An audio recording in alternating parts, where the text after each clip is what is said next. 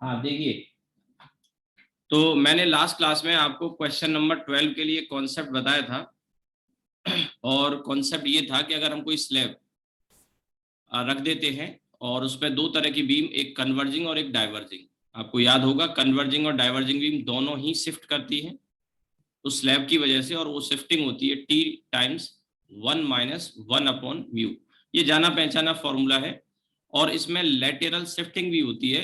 वो lateral shifting का formula अलग होता है, यानी परपेंडिकुलर डायरेक्शन में जो रेज आती है, या तो कन्वर्जिंग हो या डाइवर्जिंग, तो जिस एंगल पे आएगी उसी एंगल पे वो ट्रांसमिट भी हो जाएगी, यानी पार निकल जाएगी। ये मैंने बताया था। इस पे क्वेश्चन आपको मिल जाएगा, IIT का अल्फा करके कुछ एंगल दिया था। ठीक है, तो अब देखिए इसमें क्वेश्चन 12 को आप देखो। पहले कह रहा है an object is placed in front of A concave mirror of focal length 10 centimetre such that its image is formed on itself, यानी खुद के ऊपर ही इमेज बन रही है। ठीक है, तो ऐसा कब हो सकता है? ऐसा तब हो सकता है जब ऑब्जेक्ट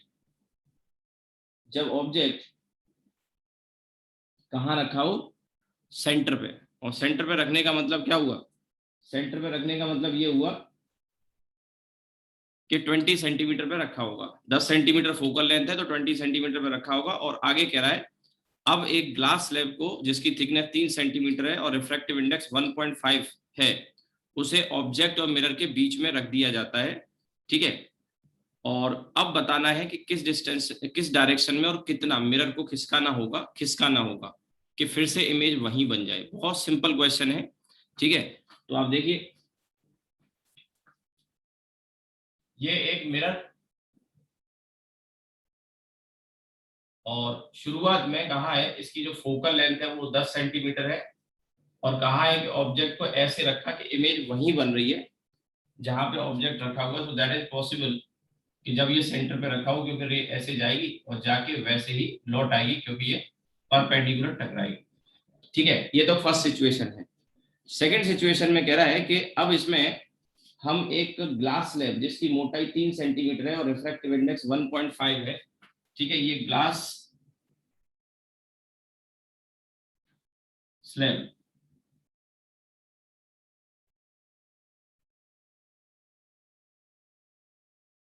ये ग्लास स्लैब हो गई, इसके बीच में ऑब्जेक्ट के बीच में हमने रख दी ग्लास स्लैब। ऑब्जेक्ट यही है और ये मिरर है। तो अब सबसे पहले हमें ये समझना होगा कि ये स्लैब से शिफ्टिंग कितनी होगी, क्योंकि रेज तो ऐसे जाएंगी। तो आपको सबसे पहले नोटिस करना होगा कि रे ऐसे जा रही है और ऐसे जब जाएगी तो ये डाइवर्जिंग हो गई, और डायरेक्शन ऑफ इंसिडेंस इधर है। इसकी मोटाई आपको दे रखी है 3 सेंटीमीटर, और जो रिफ्रैक्टिव इंडेक्स दिया है ये 1.5। तो सबसे पहले तो शिफ्ट के बारे में समझना होगा कि शिफ्ट कितना होगा। तो शिफ्ट आ जाएगा, मैंने फॉर्मूला क्या बताया था, T1-1/μ। T1-1/μ, और पूछ रहा है कि मिरर को कितना और किस डायरेक्शन में खिसकाना होगा।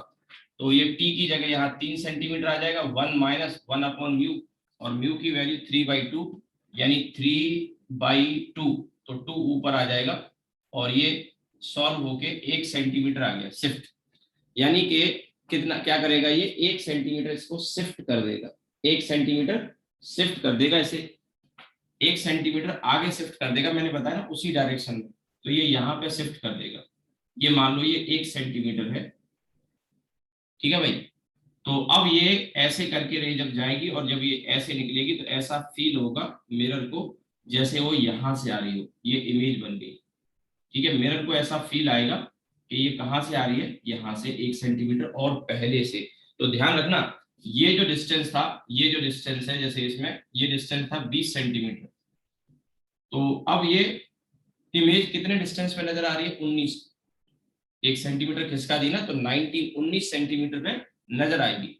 अब अगर 19 सेंटीमीटर पे नजर आएगी तो इसका मतलब ये हुआ कि मिरर को सेंटर पे तो नजर नहीं आ रही। तो पूछा है कि मिरर को कितना और किधर खिसकाए।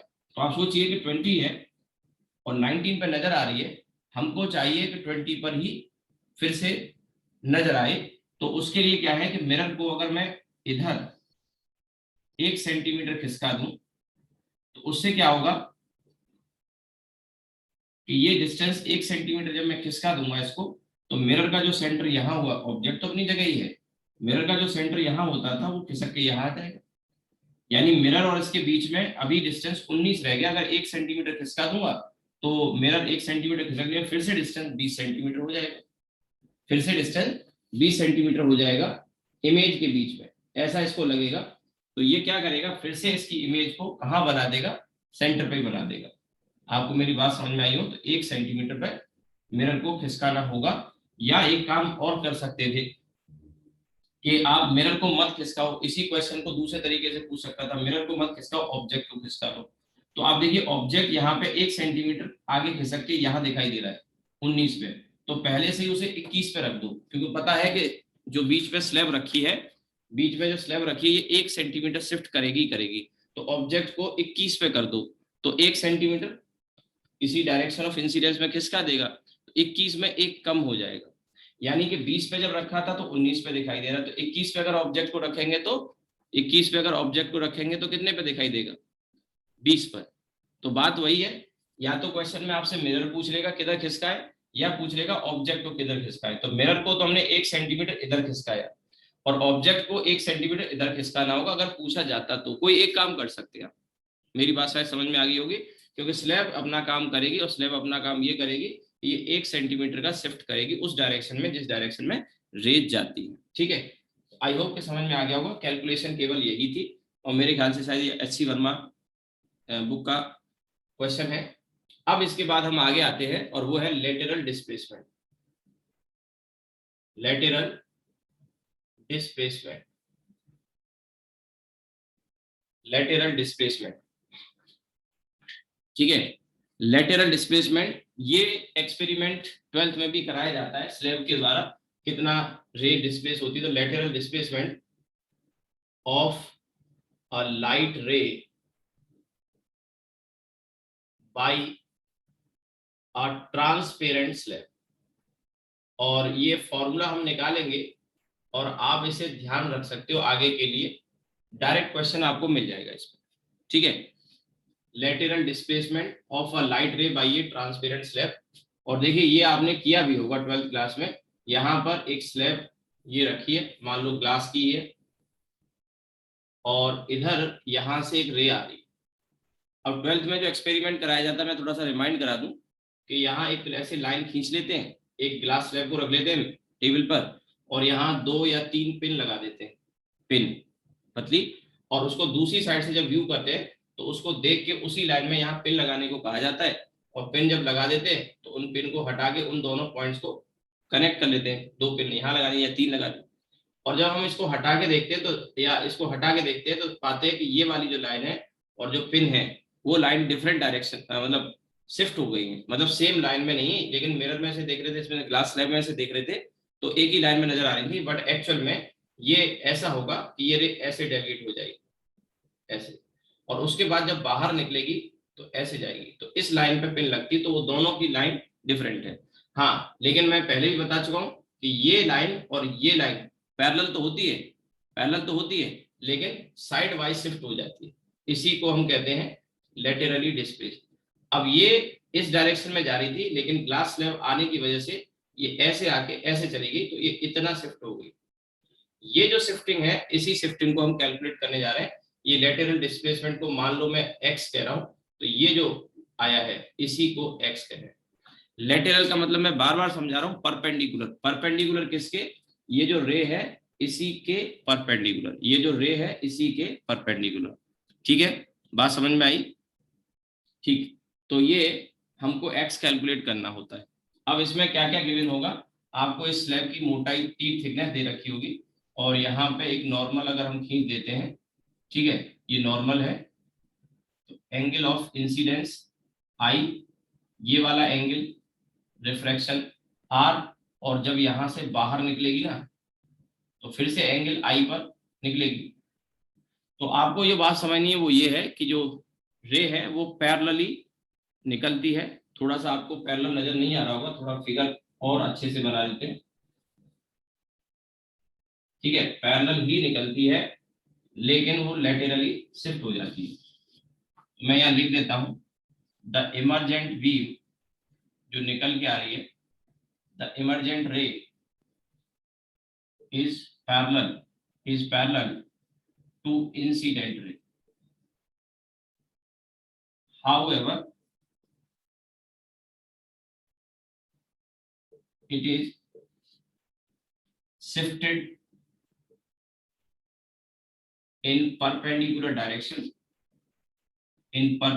direction by x, और ये x की वैल्यू आपने पढ़ी होगी t sec r sin i minus r। ये फॉर्मूला आपको याद करना चाहिए। अब देखिए इसमें यहां मैं बता दूं t sec r मतलब ये वाला एंगल हो गया, ठीक है, और साइन i माइनस r, ठीक है, ये है। और आप एक सिंपल कैलकुलेशन करके चाहो तो इसको निकाल सकते हैं। अब इस लेवल पे आपको डेरिवेशन की तो जरूरत होती नहीं, बट फिर भी अगर आपको निकालना हो तो मैं आपको गाइड कर देता हूँ। दो कैलकुलेशन करनी होंगी। एक पहली तो ये r जो है ये इसे आगे एक्सटेंड कर लो, और आगे एक्सटेंड करोगे तो ये वाली जो लेंथ है ये t आएगी, तो ये वाली लेंथ हम निकालेंगे पहले, ये वाली। तो लेट इस पॉइंट का नाम है a, इस पॉइंट का नाम है b, और इस पॉइंट का नाम है c, ठीक है। तो इसमें AB की लेंथ तो हमें दिख रही है t, हम AC की लेंथ निकालेंगे, AC की। ये जब लेंथ निकल आएगी ना तो इस वाले ट्राइंगल में, क्योंकि ये पैरेलल शिफ्ट हुई है, ये एंगल 90 मैंने शो कर दिया है, तो इस वाले ट्राइंगल में हमें ये साइड पता लग गई जो कि हाइपोटेन्यूज है 90 के सामने वाला, और हमको ये वाला निकालना है, ये सामने वाला, तो ये परपेंडिकुलर होगा, और उसके लिए आपको इस एंगल की रिक्वायरमेंट होगी, ठीक है। और इस एंगल को अगर आप ध्यान से देखो ये लाइन और ये लाइन दोनों के बीच में एंगल आई इधर है, तो यहाँ पे भी आई होगा, यहाँ पे भी आई होगा, जिसमें से आर ये है, तो ये हो जाएगा आपका आई माइनस आर, ठीक है। तो ये आई माइनस आर जो यहाँ आया है ना, वो साइन वाले रिलेशन में वो यहाँ यूज होगा, और ये सामने परपेंडिकुलर निकल आएगा एक्स हमको जो निकालना है। तो दो लाइन की कैलकुलेशन है, आप कहो तो मैं कर भी दूंगा इसको। सी और ये पॉइंट को मान लो मैं डी कहता हूँ, तो सी डी जो कि एक्स है वो मुझे निकालना है। तो अब इसमें देखिए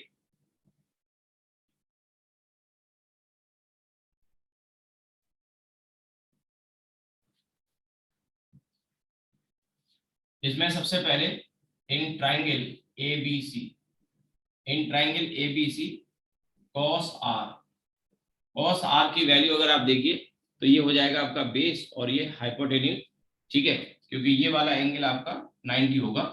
तो यहाँ पे आप लिख सकते हैं ए बी बेस अपॉन ए सी, हमको ए सी चाहिए था, ए सी, तो ये आ जाएगा आपका A B upon cos r या ए बी सेक आर, और यानी टी सेक आर आ गया।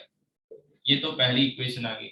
अब इसी तरह से in triangle A C D अगर हम लिखते हैं तो ए सी डी ट्राइंगल में साइन आई माइनस आर अगर आप करेंगे तो ये परपेंडिकुलर यानी सी डी और डिवाइडेड बाई हाइपोटेन्यूज ए सी।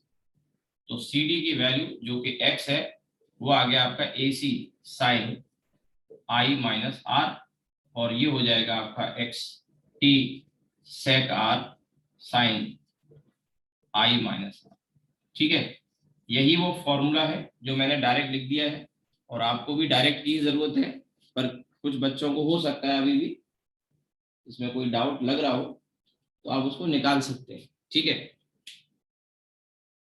इसमें कुछ सिंपल टाइप के क्वेश्चन कभी कभी आपको मिल जाएंगे, पूछे भी जाते हैं, तो वो आप इसी को रिलेट करके, कोई ऐसा हाई फाई नहीं है, सिंपल आप देखिए ट्रिग्नोमेट्री यूज हुई है और या फिर सिंपल ज्योमेट्री यूज हो रही है, कोई बहुत हाई फाई कैलकुलेशन नहीं है, आप निकाल सकते हैं, ठीक है। तो ये केस हो गया आपका लेटरल डिस्प्लेसमेंट का। अब इसके बाद वही जो शीट है उसमें लास्ट में दो क्वेश्चन जो दे रखे हैं उन्हीं में से एक क्वेश्चन मैं आपको करके बताता हूँ, एक मैं बता देता हूँ, एक आप ट्राई करना, अगर ना आए तो पूछ लेना।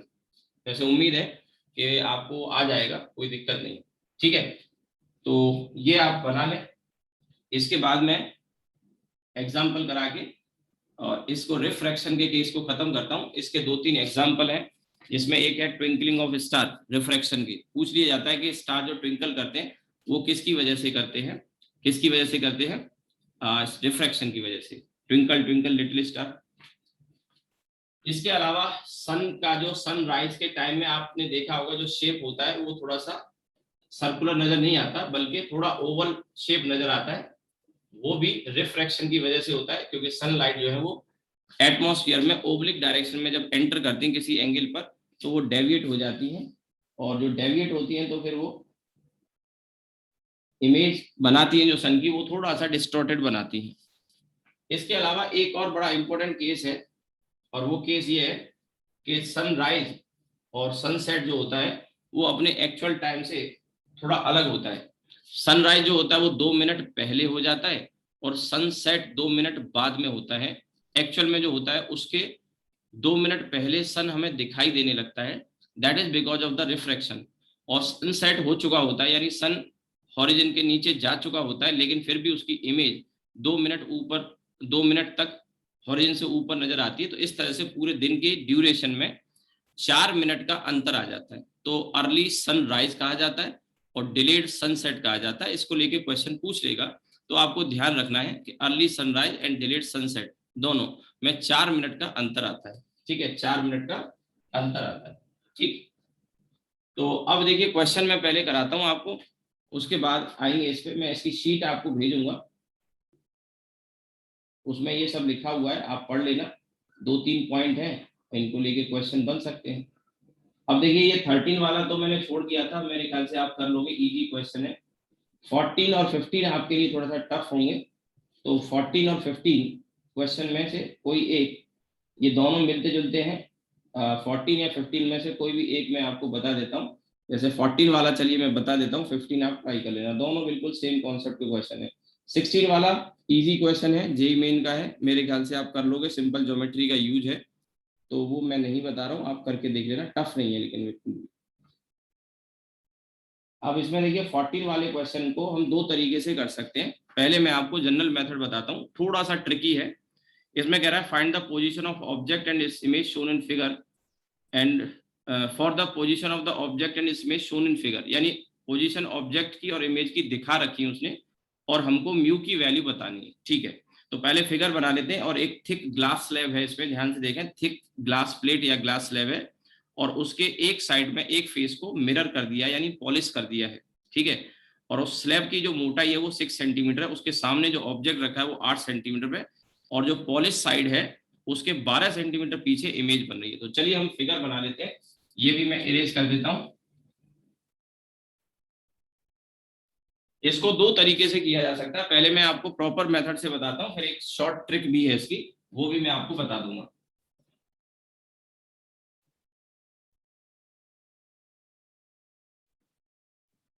ठीक है, ये ग्लास स्लैब है, और इसमें यहाँ पर ये ऑब्जेक्ट है ओ, यहाँ से ये जो डिस्टेंस है, ये डिस्टेंस है 8 सेंटीमीटर, ये 6 सेंटीमीटर, और ये 12 सेंटीमीटर। इसका जो रिफ्रैक्टिव इंडेक्स है म्यू, वो आपको बताना है। ठीक है, जैसा दिया है क्वेश्चन में, म्यू बताना है। ऑब्जेक्ट यहाँ से 8 सेंटीमीटर में, ये मोटाई 6 सेंटीमीटर और ये 12 सेंटीमीटर। दो तरीके हैं इसको सॉल्व करने के। पहले तरीके में कोई कैलकुलेशन ना के बराबर है, जो भी है वो इसी में सॉल्व हो जाएगा। ठीक है, जो भी है वो इसी में सॉल्व हो जाएगा। ठीक है, दूसरे मेथड में एक ट्रिक है, शॉर्ट ट्रिक, उससे थोड़ा सा जल्दी हो जाता है। तो चलिए मैं थोड़ा स्क्रीन को बड़ा कर देता हूँ।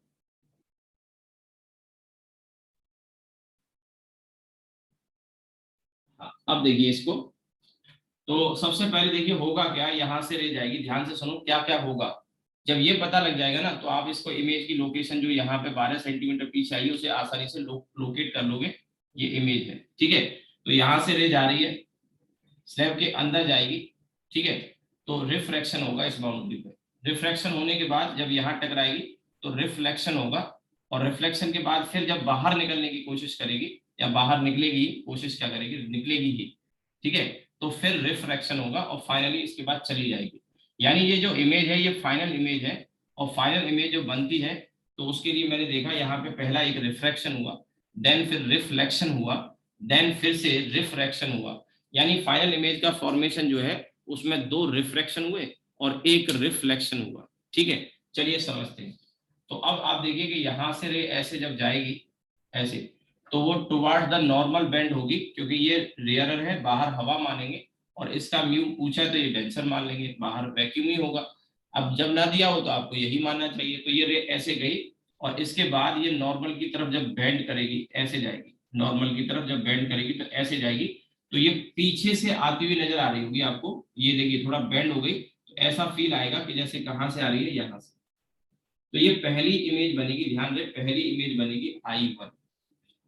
ये फाइनल इमेज नहीं है। तो अब ये रे जब बेंड कर गई तो एक सिंपल सी कैलकुलेशन आप लगा सकते हैं कि ये वाला जो डिस्टेंस होगा I1 वाला वो कितना होगा।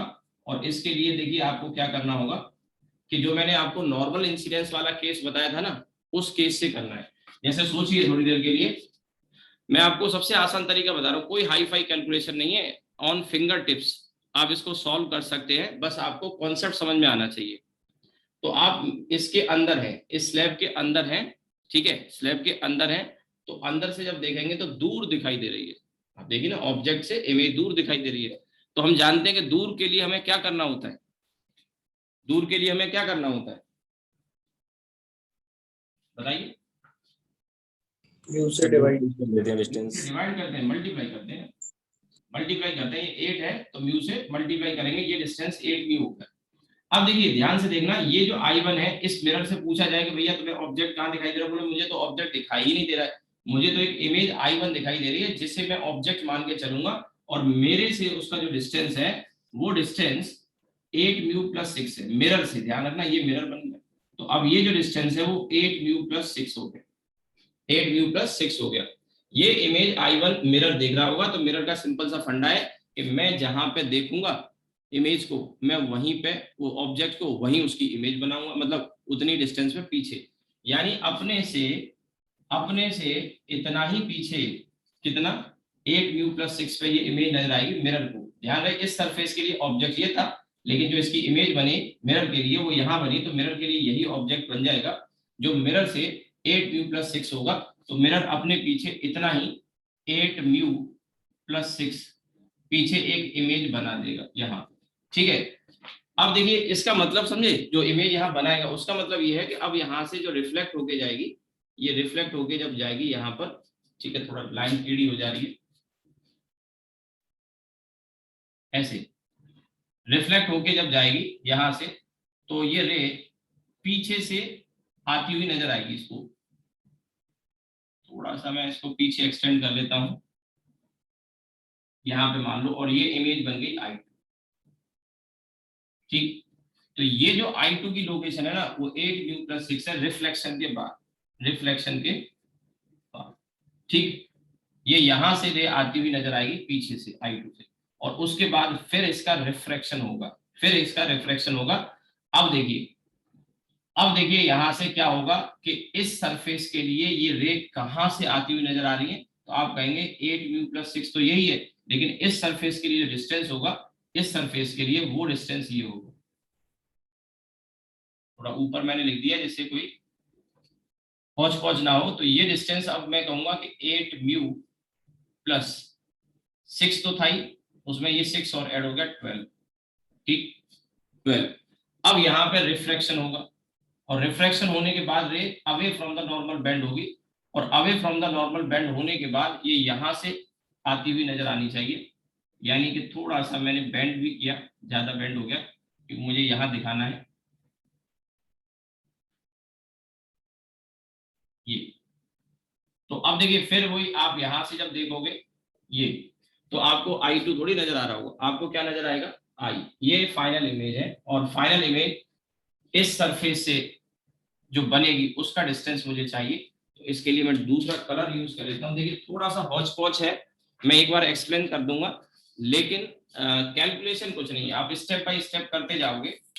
तो अब ये जो डिस्टेंस आएगा, ध्यान से देखिएगा, इस सरफेस के लिए ये इमेज I2 ऑब्जेक्ट का काम कर रही थी जिसका डिस्टेंस 8 म्यू प्लस 12 है, लेकिन जब हम यहाँ रिफ्रैक्शन देखेंगे तो ये यहाँ से आती हुई नजर आएगी। तो जो सेम पहले हमने यहाँ पे देखा था वैसा ही कुछ यहाँ करने जा रहे हैं, लेकिन आपको समझना होगा कि यहाँ पे जो हम डिस्टेंस पाएंगे वो इससे कम पा रहे हैं। तो कम पाने के लिए ये जो डिस्टेंस होता है उसी को क्या करते हैं, म्यू से डिवाइड कर देते हैं, इस सरफेस से म्यू से डिवाइड कर देते हैं। तो ये हो जाएगा आपका 8 mu plus 12 divided by mu, यानी ये हो गया 8 प्लस 12 अपॉन म्यू।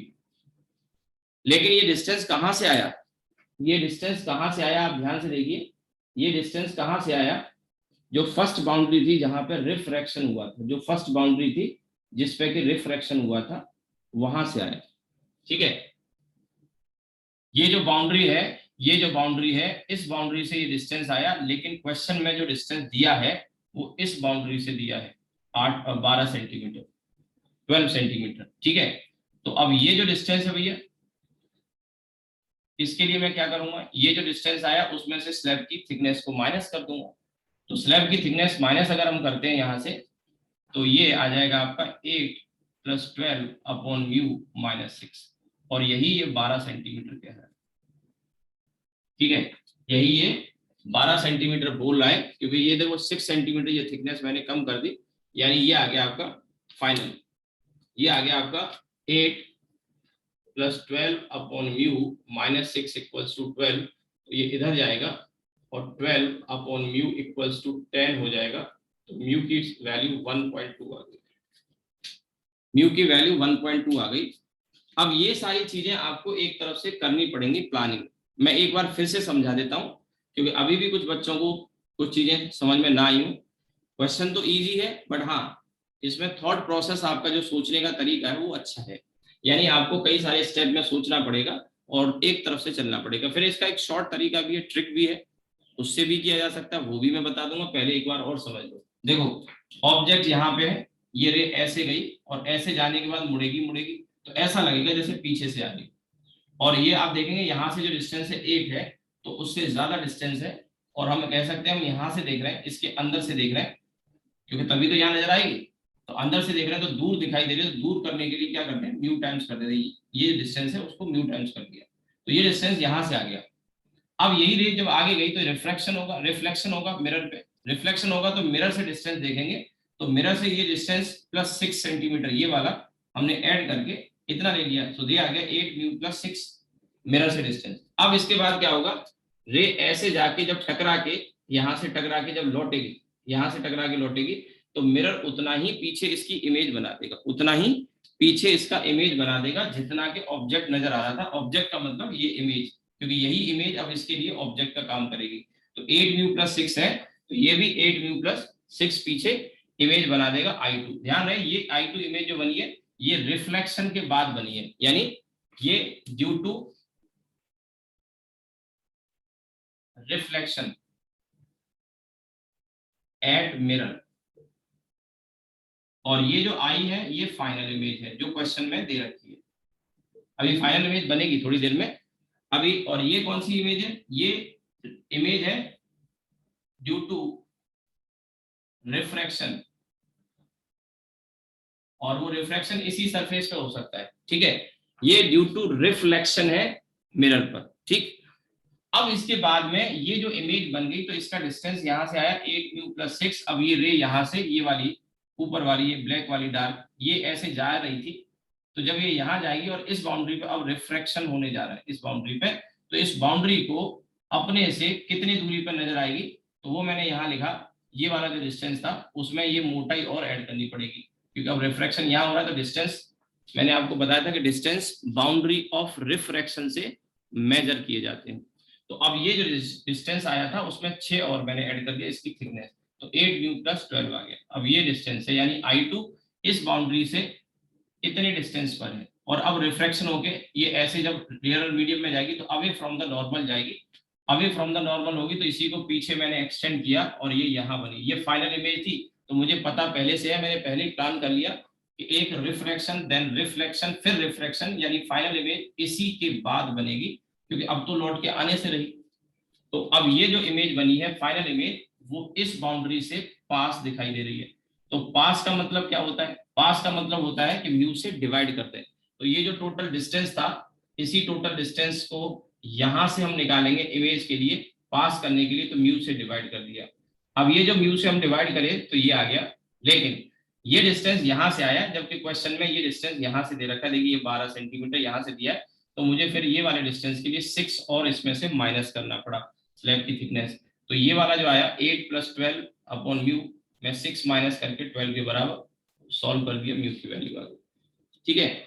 अगला क्वेश्चन आपकी प्रैक्टिस के लिए है 15 वाला, इसी तरह का कॉन्सेप्ट है। वहां शायद डिस्टेंस या थिकनेस कुछ पूछा है, म्यू शायद दे रखा है, लेकिन अप्रोच यही हो सकती है, या इसका एक शॉर्ट तरीका मैं अब बताने जा रहा हूं। पहले आप ये नोट कर लो अगर कर रहे हो तो, या फिर इसका स्क्रीनशॉट ले लो, एक बार फिर से इस डायग्राम को बनाना, प्लान करना, ठीक है। तो आपको समझ में आ जाएगा खुद से जब सीखोगे तो। क्योंकि कैलकुलेशन तो कुछ भी नहीं है, हाँ सोचना जरूर पड़ेगा इसमें।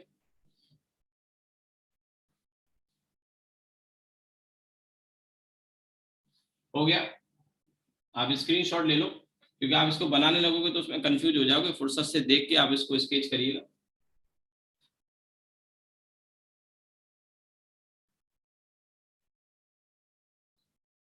ठीक है, चलिए मैं इसको रब कर देता हूं फिर। अब इसकी ट्रिक मैं बताता हूँ, शॉर्ट तरीका बताता हूँ, उससे भी कर सकते हैं।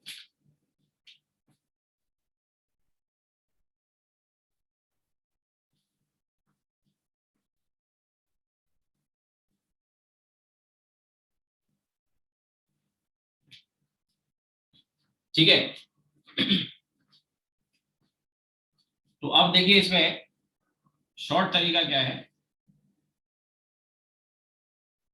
ये एक स्लैब है, इसकी थिकनेस 6 सेंटीमीटर है, यहाँ पे एक मिरर लगा हुआ है, ठीक है, और ये एक ऑब्जेक्ट है सामने 8 सेंटीमीटर पर ऑब्जेक्ट, और मिरर के पीछे जो इमेज बन रही है वो क्वेश्चन में दिया है इमेज यहाँ से 12 सेंटीमीटर पे बन रही है। ठीक, तो अब हम इसमें अप्रोच डिफरेंट तरीके से लगाएंगे। ये जो है ये थोड़ा आसान हो जाता है। तो देखो, अगर मैं आपसे कहूं कि मैं यहाँ खड़े होके देख रहा हूँ, यहाँ से मैं देख रहा हूँ, तो आप जानते हैं कि मैं रेयर से जब डेंसर में देखूंगा तो कोई भी चीज यहाँ पे अगर आप देखोगे, कोई भी चीज वो मुझे पास दिखाई देगी। जैसे मैंने कहा पानी बाल्टी में भरा हुआ है, ऊपर से आप देखते हैं तो पानी में नीचे उसका जो बॉटम है वो थोड़ा पास दिखाई देता, उठा हुआ दिखाई देता है, थोड़ा ऊपर की तरफ। इसी तरह से मैं यहाँ कह सकता हूँ, क्योंकि मैं यहाँ से देख रहा हूँ तो इसके अंदर कोई पॉइंट होगा तो वो आगे दिखाई देगा।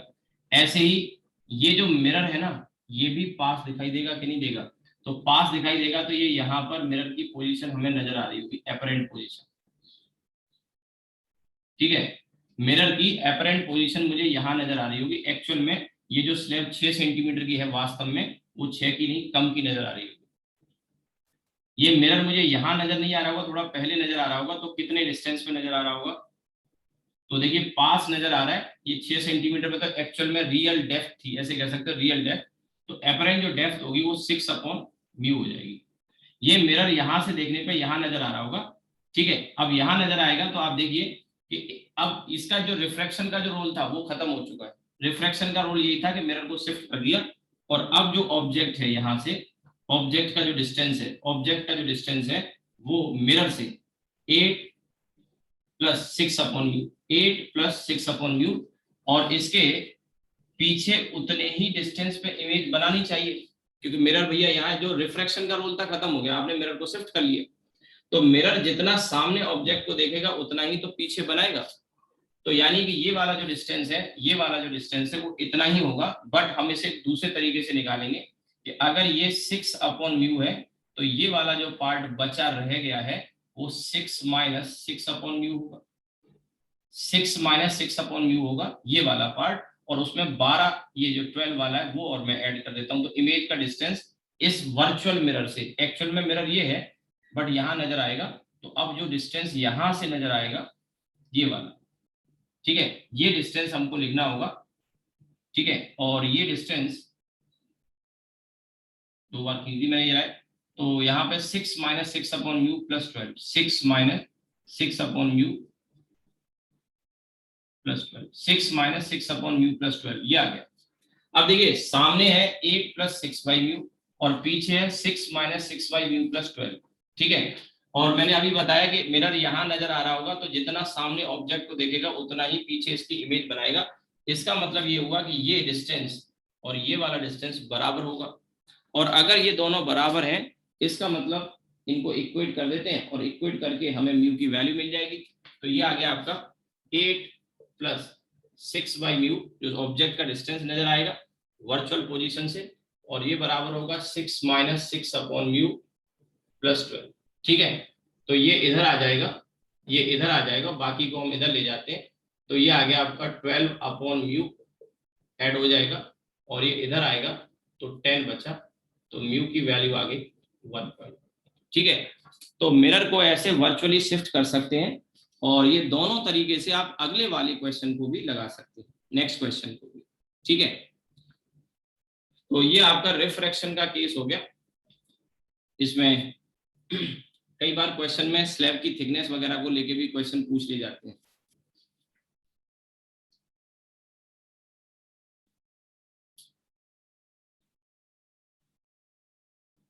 ठीक है, तो आप इसको नोट कर लो।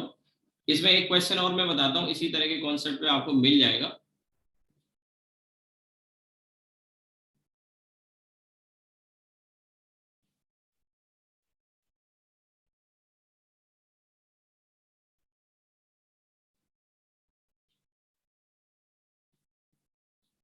चलिए मैं इसको इरेज कर रहा हूँ, नोट कर लिया होगा आपने।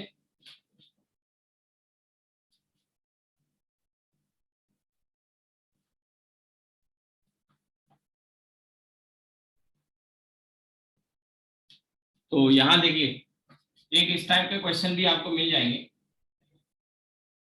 हो सकता है कि ये भी होंगे आपने। जैसे ये ग्लास स्लैब है और इसकी जो थिकनेस है वो टी है, वो टी ही पूछ रहा है। और कैसे पूछ रहा है कि यहाँ बता रहा है कि एक बबल है यहाँ पे, एक बबल है ओ। तो इधर से मैं देखता हूँ, इधर से अगर मैं देख रहा हूँ तो वो बबल मुझे 6 सेंटीमीटर पे नजर आ रहा है, ऐसे कहेगा। और इसका जो म्यू है वो दे रखा है 3/2। तो अगर हम लेफ्ट से देख रहे हैं तो इसका जो डिस्टेंस है, सुन लो बहुत आसान क्वेश्चन है, पर मैंने देखा काफी सारे बच्चों को ये डाउट आता है और ये डाउट पूछते भी हैं।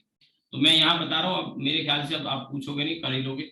जैसे कह रहा है कि लेफ्ट से देख रहे हैं तो ये बबल 6 सेंटीमीटर पे नजर आ रहा है, और राइट से देख रहे हैं 4 सेंटीमीटर पे नजर आ रहा है। ठीक है, तो एक्चुअल इसकी जो थिकनेस है वो पूछी जाती है। तो ये मैंने कहा x है और ये y है। ठीक है, तो इफ बबल, बबल है ये, ठीक है, if bubble appear at 6 centimeter and 4 centimeter respectively, ठीक है, if bubble appear at 6 centimeter and 4 centimeter respectively from left and right face, then find the thickness, then find the thickness of slab। ठीक है, अब बहुत आसान question है। ये जो 6 और 4 दिया है वो पता है क्या है, ये इसकी एक्चुअल डेप्थ है, एक्चुअल डेप्थ है।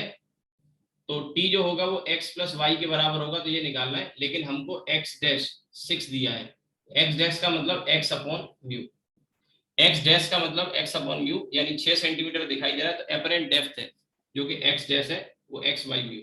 और इसी तरह से y डैश है, जब हम राइट से देख रहे हैं तो वो 4 है और वो है y अपॉन म्यू। ठीक है, तो अगर हम इन दोनों को इक्वेशन को फर्स्ट और सेकंड को ऐड कर दें तो ये 10 आ गया, और इधर आ गया x plus y upon mu. Mu question में आपको दिया है 3/2, म्यू दिया है 3/2, तो आप इसको इधर ले आओ। x प्लस वाई जो कि थिकनेस है वो म्यू की वैल्यू 1.5 इंटू 10, तो ये 15 सेंटीमीटर आ जाएगा, यानी थिकनेस। और मैंने देखा ये ज्यादातर बच्चों को डाउट आता है, ये कई पैकेजेस वगैरह में भी दिया है, शायद एलन के पैकेज में भी मेरे ख्याल से होगा, शायद और भी पैकेजेस में मिल जाता है, बुक्स में मिल जाता है। तो ये मैंने देखा है बच्चे डाउट जरूर पूछते हैं इसको, तो अब डाउट मत पूछना, बता दिया कैसे आप अप्रोच कर सकते हैं। ठीक है, तो इजी क्वेश्चन है, इस तरह से आप सब वैल्यू रखिए, सीधे आंसर आ जाएगा। और इसमें ज्यादा से ज्यादा ये हो सकता है कि ये एक्स और वाई दिए होंगे और ये 6 और 4 दे रखे होंगे, और या ये थिकनेस दे देगा और 6 और 4 देगा, म्यू पूछ लेगा, वही चीज है। ठीक है, आप समझ गए होंगे। अब इसके बाद रिफ्रैक्शन यहाँ पे खत्म हो गया, रिफ्रैक्शन एट प्लेन सरफेस खत्म हुआ, ध्यान रखिए। अभी TIR पढ़ेंगे, सिंगल सरफेस, कर्व्ड सरफेस पे भी रिफ्रैक्शन, अभी बहुत सारी चीजें हैं, बट प्लेन सरफेस का पार्ट खत्म किया मैंने। इसमें देखिए आगे रिफ्रैक्शन के कुछ एग्जाम्पल जो मैं आपको बता रहा हूं।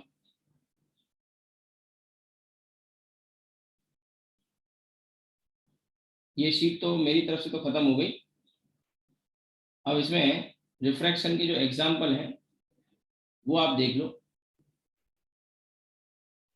जो रिफ्रैक्शन के बेसिस पे एक्सप्लेन किए जा सकते हैं, और ये क्वेश्चन कंपटीशन में आ भी सकता है, पूछा भी जा सकता है।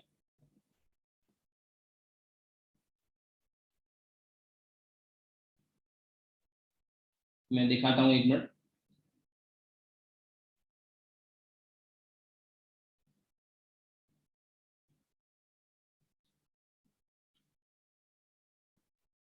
देखिए, ये है आपका some natural phenomena which can be explain on the basis of refraction. Some natural phenomena which can be explain on the basis of refraction, जो रिफ्रैक्शन के बेसिस पे एक्सप्लेन किए जा सकते हैं। तो पहला है ट्विंकलिंग ऑफ स्टार। तो अब होता क्या है, मैं थोड़ा एक्सप्लेन कर देता हूँ, बाकी तो सब कुछ इसमें बहुत अच्छे से मैंने बता रखा है। ठीक है, ये टाइप करवा दिया है, मैं आपको इसे भेज दूंगा। तो ट्विंकलिंग ऑफ स्टार में, जैसे स्टार को जब देखते हैं तो जो मीडियम है हमारे और स्टार के बीच में एटमॉस्फेयर है स्पेस में, तो उस एटमॉस्फेयर की ना तो थिकनेस फिक्स होती है क्योंकि उसमें हवा गैसेज है, तो वो थिकनेस वेरी करती रहती है क्योंकि कहीं जगह एक फिक्स तो है नहीं। और दूसरा क्या है कि रिफ्रैक्टिव इंडेक्स भी डेंसिटी पे थोड़ा हद तक तो डिपेंड करेगा। अब मीडियम कभी डेंसर हो रहा है, कभी रेयर टाइप का हो रहा है, क्योंकि गैसेज हैं, कहीं गैसेज की डेंसिटी कम होगी, कहीं ज्यादा होगी। तो इसकी वजह से म्यू की वैल्यू में भी चेंज आता है। तो म्यू की वैल्यू भी बदल रही है, टी थिकनेस की वैल्यू भी बदल रही है। तो इसकी वजह से जो स्टार का जो डिस्टेंस है वो वेरी करेगा, क्योंकि हमें स्टार एक्चुअल पोजीशन पे तो नजर आएंगे नहीं, वो थोड़ा सा शिफ्टेड नजर आएंगे। और उस शिफ्टिंग जो होगी वो डिपेंड करती है, आप जानते हैं, टी और म्यू पर। जैसे फॉर्मूला हमने पढ़ा टी 1-1/म्यू, राइट।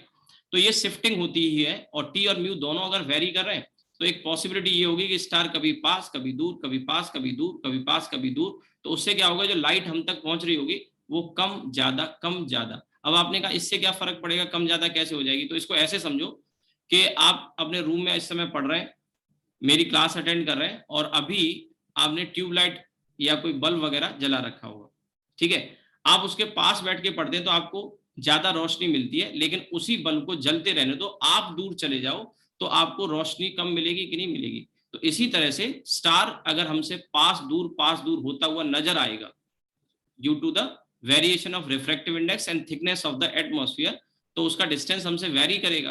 तो उसकी वजह से हम तक जो लाइट पहुंचेगी वो कम ज्यादा, और ये कम ज्यादा होना ही ट्विंकलिंग होता है, ठीक है। अगला जो है early sunrise and delayed sunset है, ठीक है। ये अच्छा एग्जांपल है और इसको ध्यान रखना है।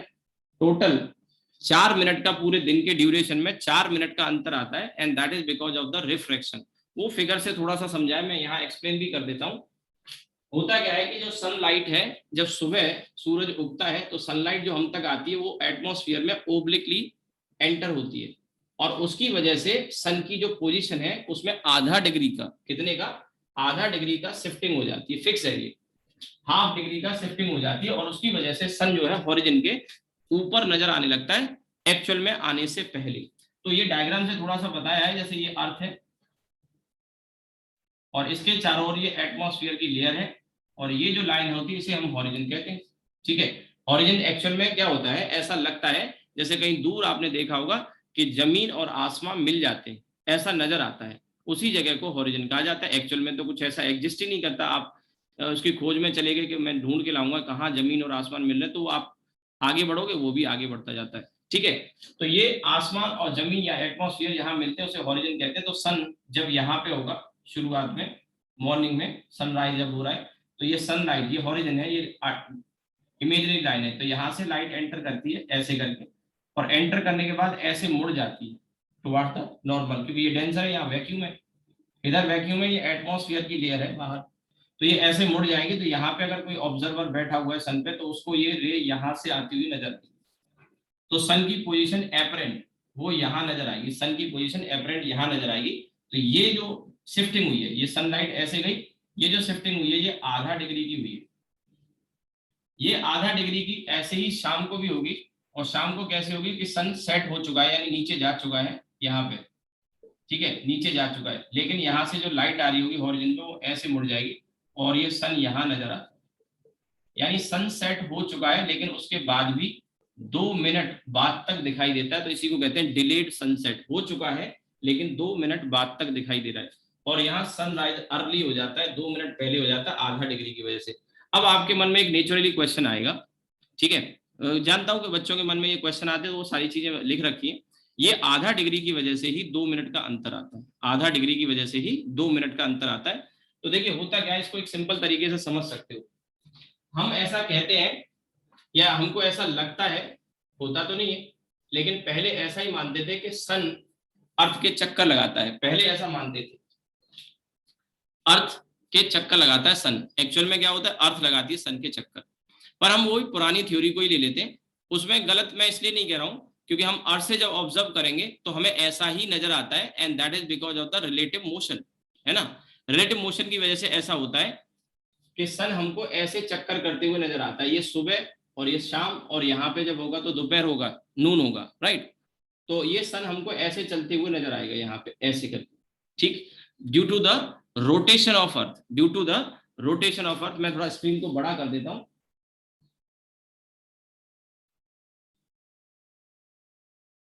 ठीक है।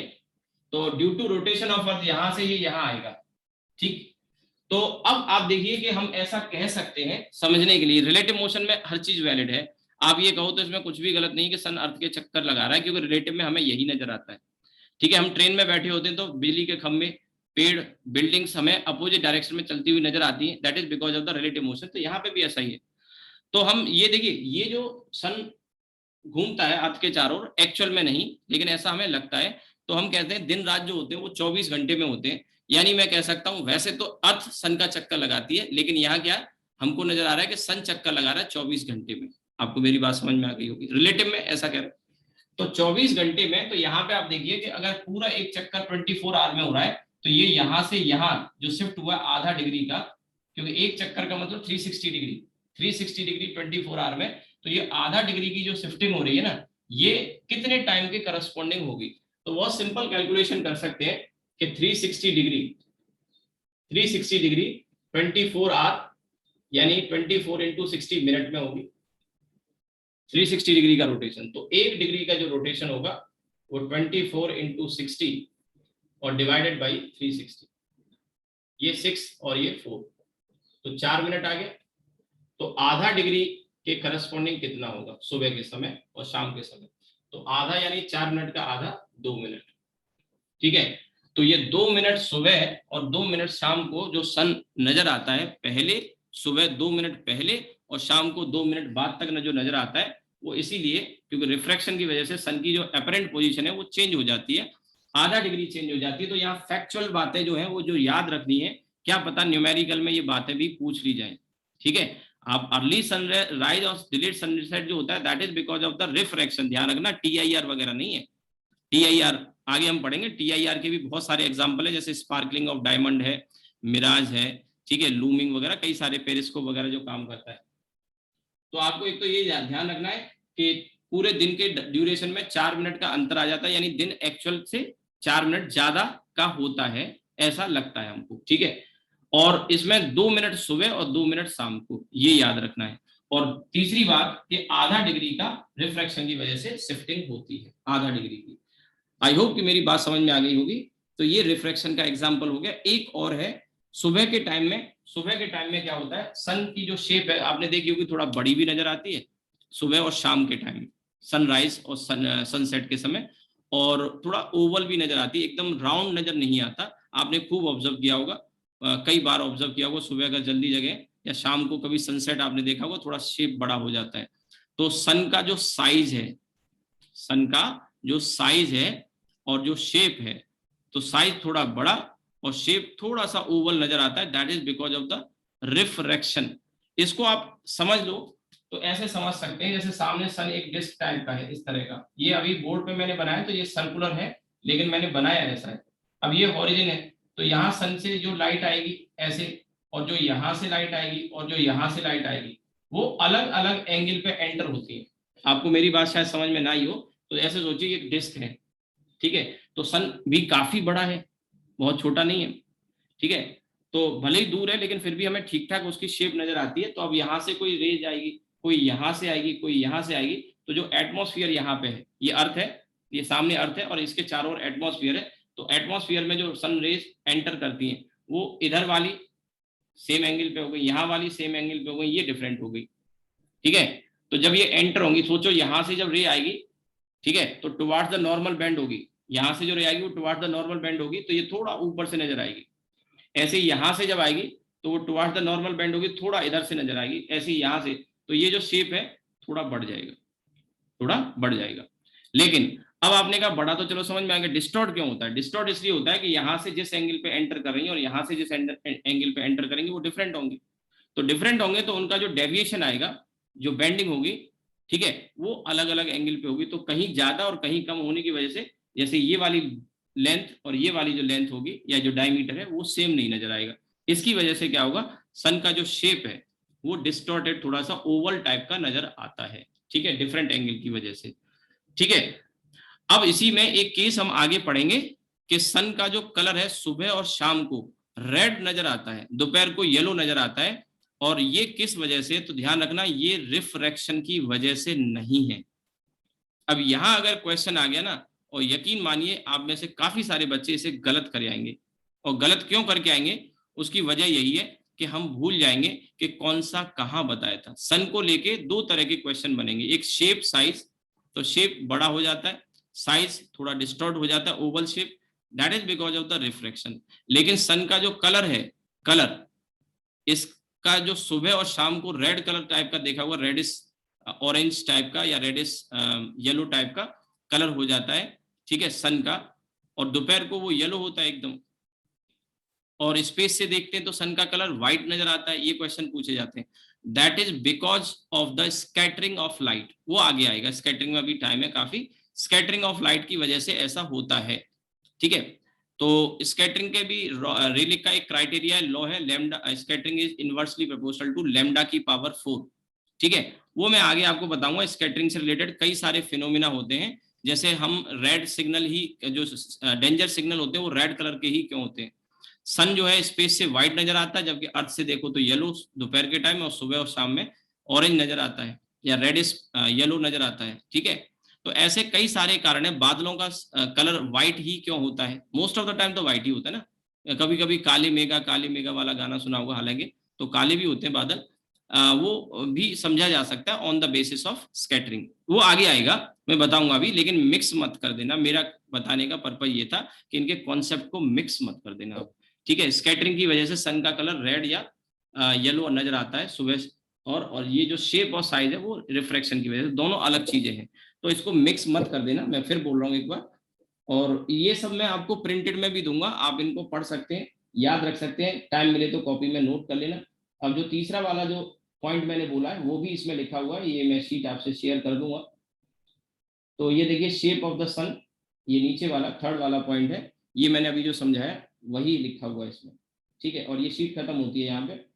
अब इसके बाद हम आ जाते हैं TIR यानी टोटल इंटरनल रिफ्लेक्शन, ठीक है। TIR इसी का एक केस है, स्पेशल केस है। तो TIR का केस हम पढ़ेंगे, क्या कंडीशन होती है, इस पे भी कुछ क्वेश्चन मिलेंगे, इस पे भी मैं असाइनमेंट दूंगा आपको, बाकी आप टॉपिक वाइज लगाते रहिए।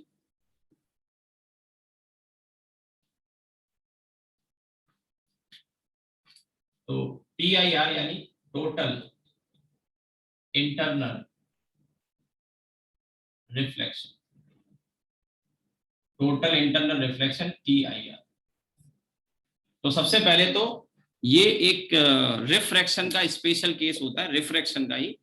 लेकिन रिफ्लेक्शन में क्या होता है, एक खास एंगल पर जब हम डेंसर मीडियम से रेयरर मीडियम में रे को भेजते हैं तो वो वापस लौट आती है सेम मीडियम में, वापस लौट आती है। मीडियम नो डाउट बाउंड्री जो थी वो ट्रांसपेरेंट थी, लाइट पास कर सकती थी, लेकिन ऐसा नहीं होता अगर आप डेंसर से रेयर मीडियम में एक खास एंगल से ज्यादा एंगल पर अगर आप लाइट को भेजते हैं तो लाइट वापस डेंसर मीडियम में ही लौट आती है, और इसी फिनोमिना को हम क्या कहते हैं, TIR, टोटल इंटरनल रिफ्लेक्शन, ठीक है। तो दो कंडीशन है और दोनों कंडीशन आपके ध्यान में होनी चाहिए। पहली बात, लाइट का डेंसर से रेयरर में जाना जरूरी है, और लाइट का ही नहीं किसी भी वेव में, साउंड वेव में भी हो सकता है TIR होता है। और आपको साउंड वेव मैंने ऑफलाइन में जब पढ़ाया था तो आपको याद होगा, मैंने आपको बताया था कि रात के समय हमें दूर की आवाजें साफ सुनाई दे जाती हैं और दिन में नहीं सुनाई देती। इसका मतलब ये मैंने बताया भी था कि ये इसका रीजन TIR होता है, ये नहीं कि रात को थोड़ा शांत माहौल होता है, वो रीजन नहीं है,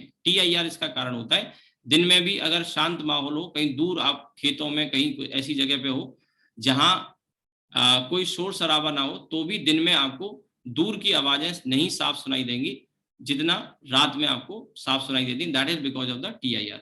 ठीक है, साउंड में भी होता है, हर तरह की वेव में हो सकता है, बस कंडीशन सेटिस्फाई होनी चाहिए। और दो कंडीशन, पहली डेंसर से रेयरर में जाना चाहिए, और दूसरी क्रिटिकल एंगल से बड़े एंगल पर इंसिडेंट होना चाहिए। ठीक है, एंगल ऑफ इंसिडेंस जो होना चाहिए वो ग्रेटर देन क्रिटिकल एंगल। ये क्रिटिकल एंगल क्या होता है, क्या वैल्यू आती है, वो हम देखेंगे। ठीक है, तो अब देखिए इसमें ये वीडियो पॉज हो गया, ऐसा लग रहा है जैसे मैं ध्यान लगा रहा हूं।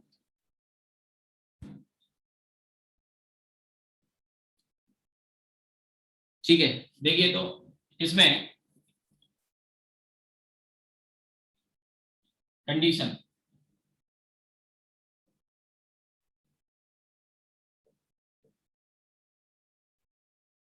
कंडीशन में फर्स्ट कंडीशन है द रे या लाइट रे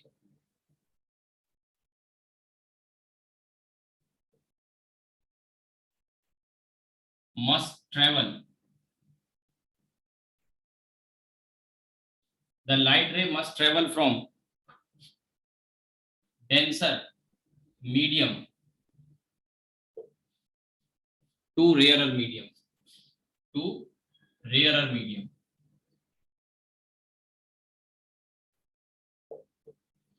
और जो दूसरा है the light ray must travel from denser medium to rare medium, और जो दूसरा है वो है the angle of incidence,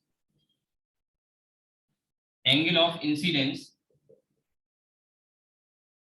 must be greater than a certain angle, greater than a certain angle called critical angle। Critical angle, मैं इसे C से represent करूंगा क्रिटिकल एंगल। ये दो कंडीशन सेटिस्फाई होनी चाहिए। अब देखिए यहाँ पे फिगर से हम इस चीज को समझते हैं। ये इधर का जो मीडियम है ये रेयरर है, और इधर का जो मीडियम है ये डेंसर है, राइट। अब यहाँ से हमने एक लाइट को इंसिडेंट किया और ये ऐसे away from the normal bend हो गई, ये निकल गई, ये फर्स्ट वाली रे है, ये यहाँ आ गई। ठीक है, इसके बाद सेकंड रे को हमने डाला और ये और बड़े एंगल पे ये ऐसे, ये सेकंड रे आ गई, और देखिए इस सरफेस को जस्ट ग्रेज कर गई है, तो बाहर का जो एंगल ऑफ रिफ्रैक्शन है वो 90 डिग्री हो गया, अगर आपको नजर आ गया हो तो ये वाला। ठीक है, ये जो सेकंड रे वाली है ये जस्ट इसका TIR हुआ है, जस्ट TIR हुआ है। तो कभी कभी हम इक्वल वाली कंडीशन भी ले लेते हैं, लिमिटिंग वाली कंडीशन ले लेते हैं। और अब इससे भी बड़े एंगल पे मैंने यहाँ पे इस रे को डाल दिया, लेट ये थर्ड है, तो अब और ज्यादा एंगल पे जब जाएगी तो ये इधर ही लौट आती है ये, और ये जो एंगल है, ठीक है, ये जो एंगल है थर्ड वाली रे के लिए ये क्रिटिकल एंगल से बड़ा है। अब सवाल ये है कि क्रिटिकल एंगल क्या होता है, तो जो सेकंड वाली रे थी ना, सेकंड वाली रे इस एंगल पे हमने डाली कि ये बाहर जब निकली तो 90 के एंगल पे रिफ्रैक्ट हो गई, तो ये जो एंगल आता है ये वाला सेकंड वाली रे के लिए, ये वाला जो एंगल आता है वो क्रिटिकल एंगल है। ठीक है, क्रिटिकल एंगल जब ये 90 पर चली जाएगी, यानी कि अब जो कोई भी एंगल होगा थर्ड वाली रे के लिए, ठीक है, क्रिटिकल एंगल से बड़ा होना चाहिए, तो सेम मीडियम में लौट आती है। इसी फिनोमेना को क्या कहते हैं हम, TIR। तो आप यहां लिख भी सकते हैं व्हेन अ लाइट रे, अभी तो लाइट पढ़ रहे हैं तो लाइट की बात कर रहे हैं, बट सभी वेव में होता है ये, व्हेन अ लाइट रे satisfies above two conditions,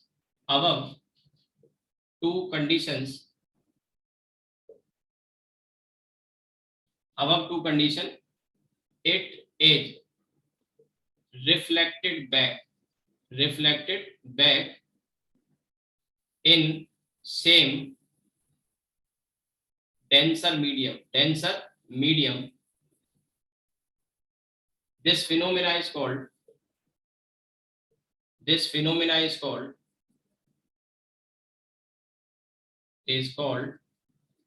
TIR। Short में लिख रहा हूं, टोटल इंटरनल रिफ्लेक्शन। अब देखिए दो बातें समझने की है यहाँ पे, कि इसमें जो नाम है ना टोटल इंटरनल रिफ्लेक्शन, तो इसमें समझने की बात यह है कि ये टोटल का मतलब क्या है। इंटरनल रिफ्लेक्शन क्या था, तो केस यहाँ पे ट्रांसपेरेंट मीडियम था, लेकिन फिर भी लाइट लौट आती है तो रिफ्लेक्शन जैसा लग रहा है, डेस्पाइट कि यहाँ कोई ऐसा रिफ्लेक्टिंग सरफेस नहीं था, केवल ट्रांसपेरेंट मीडियम था, फिर भी रिफ्लेक्शन हुआ। तो केस तो वैसे रिफ्रैक्शन का होता है, बट स्पेशल केस है जिसमें लौट आती है सेम मीडियम में, तो रिफ्लेक्शन हो गया। इंटरनल इसलिए बोलते हैं सेम मीडियम में आ रहा है, और टोटल वर्ड इसलिए यूज करते हैं क्योंकि जो भी इंटेंसिटी थी उसका 100% अंदर आ जाती है, कुछ भी पार नहीं जाता है। यानी जो 1 वाली जो रे थी, 1 वाली, इसमें से यहाँ पे क्या होगा, पार्शियली ये ट्रांसमिट हुई है तो कुछ लौट के भी आती है 1 वाले के लिए। ऐसा कभी हो ही नहीं सकता किसी बाउंड्री पे कि 100% पार निकल जाए, तो पार्शियली रिफ्रैक्ट और पार्शियली रिफ्लेक्ट होगी 1 वाली, कुछ पार निकल जाएगी। तो इसमें लेकिन पार जो निकलती है वो काफी ज्यादा निकलती है, जैसे 100% में से 90-80% पार निकल गई, 10-20% वापस आ गई। ठीक है, 2 में भी ऐसा ही होगा, यानी क्रिटिकल एंगल से कम पे डालते हैं तो, लेकिन 3 वाले केस में ऐसा होता है कि 100% में से 100% ही वापस लौट आती है सेम मीडियम में। ठीक है, कुछ भी ट्रांसमिट नहीं होता, इसलिए हम इसको टोटल इंटरनल रिफ्लेक्शन बोलते हैं। ये बात भी आप लिख सकते हैं, पहले नोट कर लो इसे।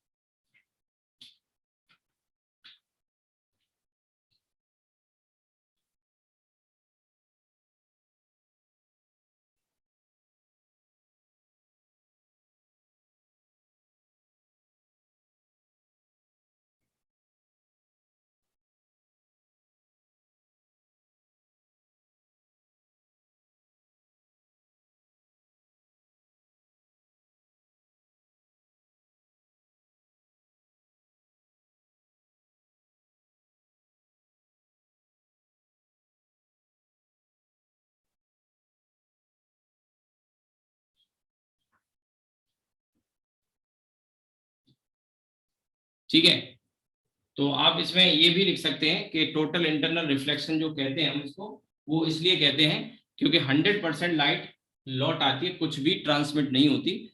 ठीक है, तो ये बात ध्यान भी रखनी है आगे के लिए कि कुछ भी इसमें इंटेंसिटी ट्रांसमिट नहीं होगी, इसमें कोई डाउट नहीं होना चाहिए। कई बच्चों को लगता है कि ये बाउंड्री ट्रांसपेरेंट है तो कुछ तो जाएगी, बिल्कुल नहीं जाती, 100% लाइट लौट आती है TIR में। तो ये अगर आपने नोट कर लिए कंडीशन तो मैं यहाँ लिख देता हूँ, इन TIR 100% intensity of light is reflected in denser medium and no light is transmitted, no light is transmitted। ये आपको पता होना चाहिए, और इसमें मैंने एक क्वेश्चन भी दिया है आपको, मैं DPP जो भेजूंगा उसमें आपको क्वेश्चन मिल जाएगा, एक प्रीवियस ईयर का IIT का बड़ा अच्छा सवाल है, ग्राफ को लेके वो दिया है, वो आपको मिल भी जाएगा। ठीक है, और एक चीज ध्यान रखना, वो जो ग्राफ है कई किताबों में जो ग्राफ बना है वो थोड़ा गड़बड़ बना दिए, वो मैं आपको दिखाऊंगा अभी DPP जब दूंगा क्लास के बाद, कल हम उसको डिस्कस भी करेंगे। ठीक है, तो in TIR 100% intensity of light is reflected in denser medium and no light is transmitted. Transmit का मतलब पार जाना, रिफ्रैक्ट होना, कुछ भी नहीं पार होता है। अब देखिए इसमें रे जो 2 है, रे 2 को हम लेके एक कैलकुलेशन करेंगे, वहां से क्रिटिकल एंगल निकालेंगे, और इसके लिए ये जो रेयर मीडियम है इसका जो रिफ्रैक्टिव इंडेक्स है वो μr है, और जो डेंसर है इसका μd है, पहचानने के लिए। तो अब मैं यहाँ पे कंडीशन निकाल रहा हूँ TIR की, क्या कंडीशन होती है। तो फॉर रे 2 स्नेल्स लॉ लगाते हैं, यूजिंग ऐसे लिख लेते हैं, यूजिंग स्नेल्स लॉ फॉर रे 2। तो आप देखिए ये हम लिखेंगे μd sin c रे 2 के लिए, μd sin c equals to μr और sin 90। sin 90 मतलब 1 हो गया, तो इसको आप इधर ले आओ, तो μd अपॉन μr, और sin 90 1 हो गया, आप इसको इधर ले आओ 1 अपॉन sin c। तो यहां से आप sin c इसको ऐसे लिख लो, या फिर इसको आप cosec c भी लिख सकते हैं, ये कंडीशन आ जाती है। इसको थोड़ा और सिंप्लीफाई किया जा सकता है।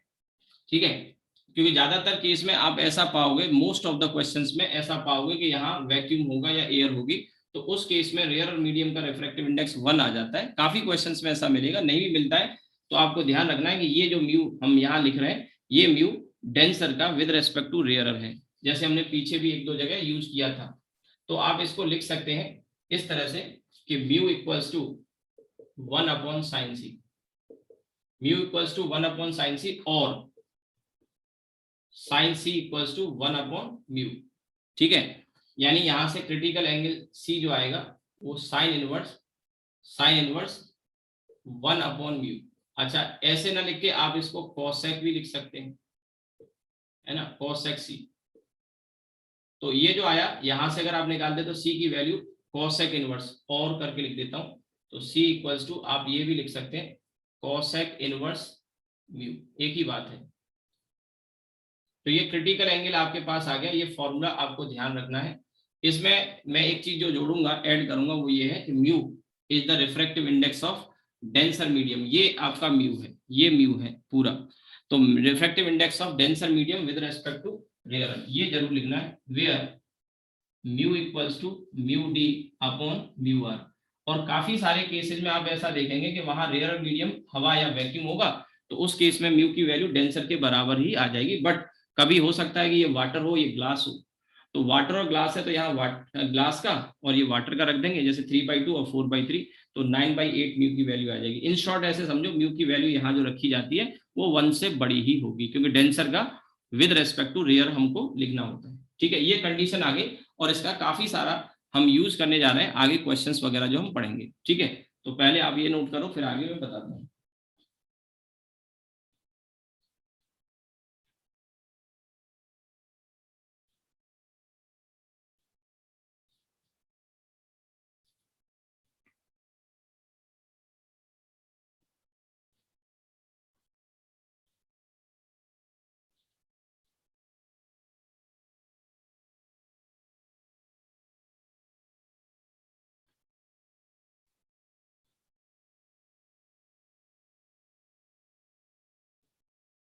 ठीक है, अब देखिए यहाँ पर हमें क्रिटिकल एंगल पता लग गया। तो अगर टी आई आर पूछा जाए, तो टी आई आर के लिए थर्ड वाली जो रे आपको दिखाई है, ये थर्ड वाली रे में टी आई आर हो रहा है, और जस्ट टी आई आर अगर कहता है जस्ट, तो ये क्रिटिकल एंगल वाली कंडीशन भी आप ले सकते हैं। वैसे टी आई आर के लिए एंगल बड़ा ही होना चाहिए, और अगर जस्ट टी आई आर कह रहा है, ठीक है, तो फिर बात अलग है। तो आपने ये तो नोट कर लिया होगा। तो अब देखिए 10 for T I are angle of incidence, let me say I या theta whatever, I must be greater than C, must be greater than C। लेकिन इन लिमिटिंग कंडीशन अगर कहता है, तो लिमिटिंग कंडीशन में, लिमिटिंग का मतलब just T I R, in limiting condition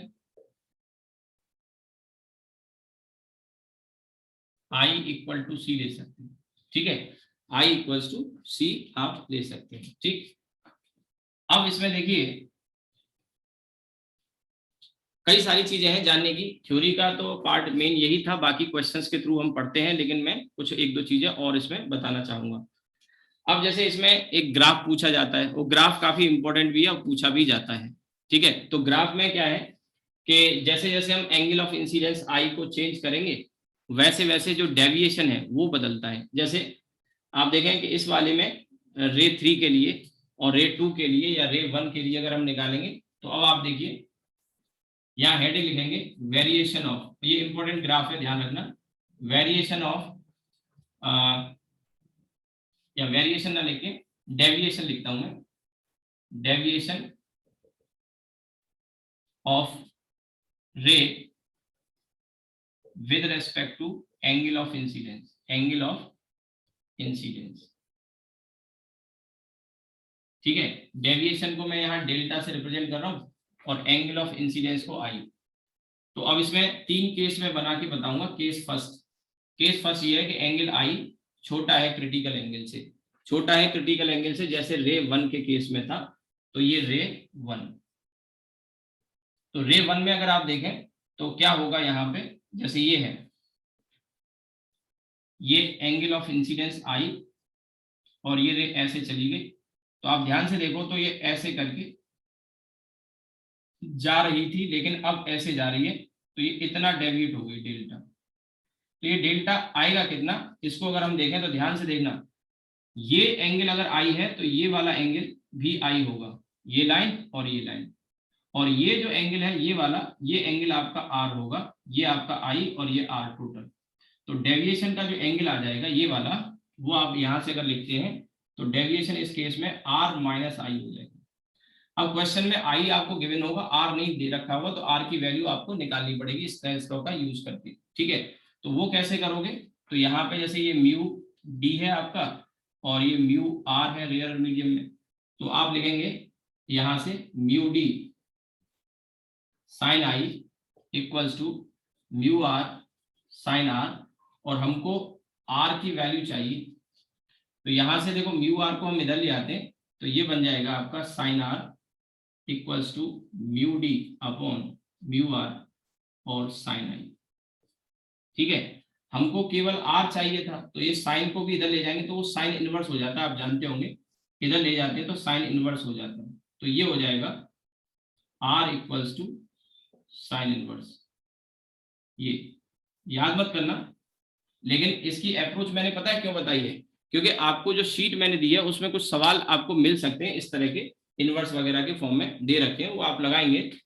ठीक है, तो आप उसको अप्रोच को आप समझ गए। अब देखिए इसमें यहाँ पर एक डेविएशन हमें अगर चाहिए इस केस में, तो डेविएशन का फॉर्मूला जो अभी मैंने लिखा था इसको यहाँ पे लिख लेते हैं अब इसके बाद। तो डेविएशन हो गया आपका आर माइनस आई, तो आर की वैल्यू तो ये आ गई और बड़ी खतरनाक सी आई, आप देख ही सकते हैं। तो ये है आपका sine inverse mu d mu r sine i minus i. ठीक है, sine inverse mu d upon mu r sine i minus i. ठीक है, ये आ गया, ये आपका डेल्टा आ गया इस तरह से। तो एक ये वाला एंगल के करस्पॉन्डिंग बनाएंगे, लेकिन ये थोड़ा सा ट्रिकी होगा आपके लिए, मैं बता दूंगा कैसे करेंगे। इसके बाद हम आ जाते हैं केस नंबर 2। केस नंबर 2 और केस नंबर 3 का केस आसान होगा, और इसमें मैं एंगल आई की जो वैल्यू है, एंगल आई की वैल्यू वो सी के बराबर लेके चलता हूं। तो आप देखेंगे ये रे 2 का केस था, रे 2। तो रे 2 में हमने यहाँ पे जब इंसिडेंट किया था, ये angle of incidence that is i equals to c, और ये रे जस्ट इसको टच कर जाती है और ये एंगल 90 आ गया था। तो इसी को अगर मैं आगे बढ़ा देता हूं ऐसे, तो आप देखेंगे ये वाला जो एंगल आएगा, ये वाला एंगल डेविएशन वाला एंगल आ जाएगा। ध्यान से देखो, ये सी है तो ये ऊपर वाला, मेरी उंगली जहां रखी है आपको नजर आ रहा होगा, ये वाला, ये सी होगा। तो ये टोटल 90 है, तो ये जो डेविएशन है वो आपका 90 डिग्री माइनस सी हो जाएगा। देखो यार, अगर आपको नजर आया हो, ये वाला जो एंगल है, ये रे 2 हटा देता हूँ, इससे दिक्कत हो रही होगी शायद, ये आपका क्रिटिकल एंगल हो गया, ऐसे और ऐसे, तो ये क्रिटिकल आ गया, टोटल 90 है तो डेविएशन 90 डिग्री माइनस सी, तो ये सिंपल एंगल आ गया। तो डेविएशन का आ गया 90 डिग्री माइनस सी, या आप इसको कह सकते हैं π/2 माइनस सी। ठीक है, एक थर्ड केस और देख लेते हैं, उसके बाद ग्राफ मैं बताऊंगा। ग्राफ बहुत काम का है, कंपटीशन में डायरेक्ट क्वेश्चन आएगा, ग्राफ दिया होगा और आपको सही ग्राफ उसमें से छांटना होगा, सेलेक्ट करना होगा। ठीक है, तो केस नंबर 3, केस नंबर 3 ये है कि अगर आई बड़ा हो जाए सी से, तो ये तो रिफ्लेक्शन का ही केस हो गया, यहां से हमने इंसिडेंट किया और ऐसे आ गई है, तो ये एंगल आपका आई है और ये भी आई है। अब तो क्योंकि रिफ्लेक्शन हो रहा है ना, और आई की वैल्यू ग्रेटर देन सी है, तो अब जो डेविएशन होगा, ये मैं पीछे बता भी चुका हूँ, रिफ्लेक्शन जब पढ़ाया था, ये डेविएशन हो गया।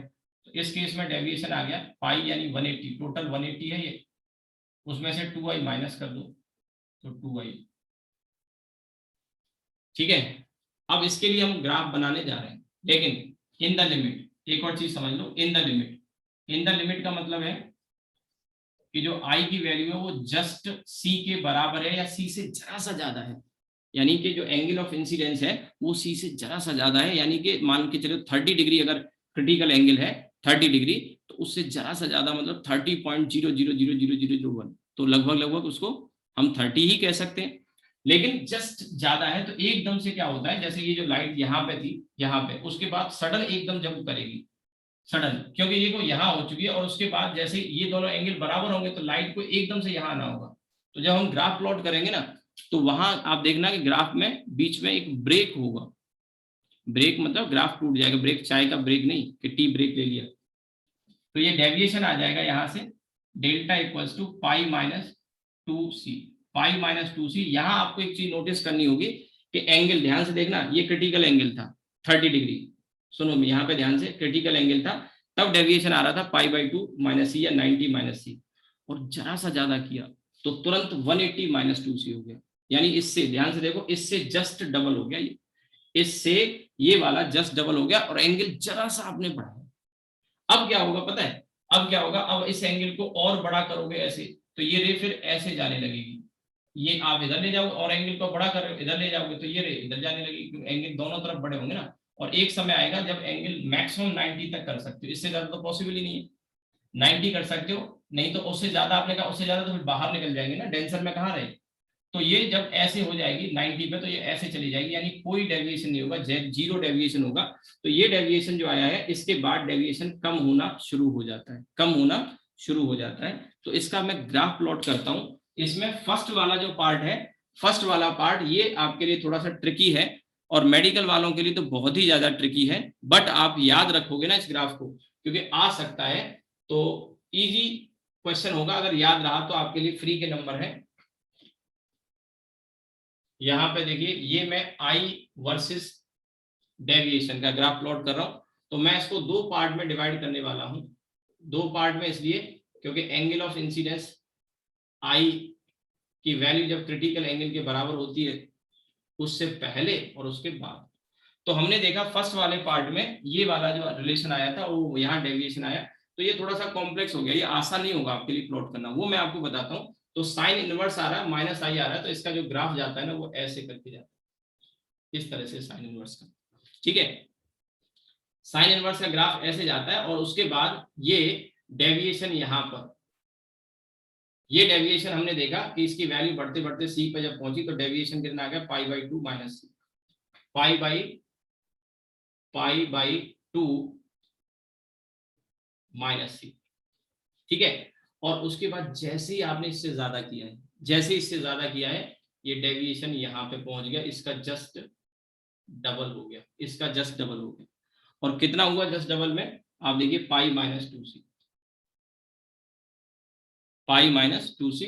और उसके बाद अगर आप ध्यान से देखें, हम ग्राफ प्लॉट कर रहे हैं किसके, डेविएशन और इसके बीच में, तो ध्यान से देखना, इसकी पावर 1 और इसकी पावर 1, तो ये एक स्ट्रेट लाइन होगी, ध्यान से देखो तो ये y equals to c minus m x, y equals to c minus m x. तो c की वैल्यू यहाँ पाई, और ये स्लोप इसका 2 हो जाएगा माइनस में, तो ये एक स्ट्रेट लाइन होगी, और ये यहाँ से लेते हैं ऐसे करके यहाँ तक आएगी, और i की मैक्सिमम वैल्यू कितनी हो सकती है भैया, पाई बाई 2, ठीक है। i की मैक्सिमम वैल्यू पाई बाई 2 हो सकती है, क्योंकि इससे ज्यादा तो एंगल ऑफ इंसिडेंस हो ही नहीं सकता। आपको मेरी बात समझ में आ गई होगी। ये ग्राफ आप प्लॉट करिए सबसे पहले, ठीक है।